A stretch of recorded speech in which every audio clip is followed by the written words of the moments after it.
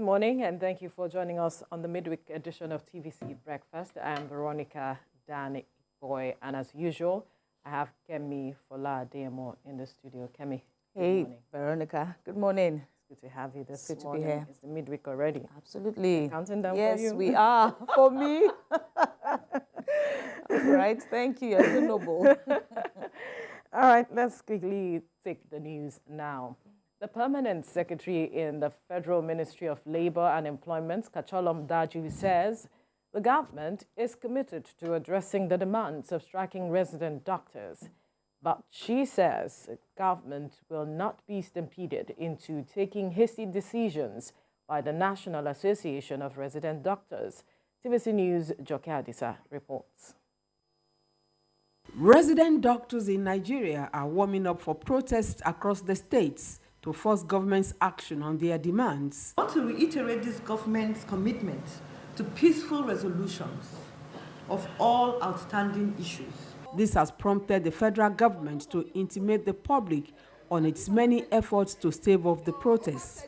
The Labor and Employment Ministry accuses the striking doctors of remaining adamant despite government's plea for their understanding. The National Association of Resident Doctors have been resolute on their not letting down on what their needs are.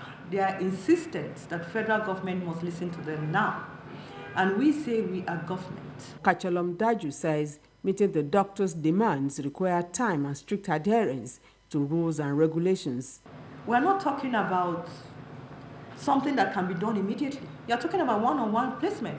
You, the journalists, if you hear that CMDs are employing people, you're definitely going to question it. Where did you get the waiver from? Why are you employing people? You're not going to wait for federal government to tell you, oh, actually, there's a one-on-one exit plan, which has been approved, a policy. It is the policy that we're working on. And you know that policies take time. She insists the no work, no pay policy subsists as long as doctors stay off work. I don't know what the international best practices are on no work, no pay. And I cannot sit here and tell you that it's going to be withdrawn. But I assure you that government is working assiduously to ensure that what needs to be done, all commitments made, and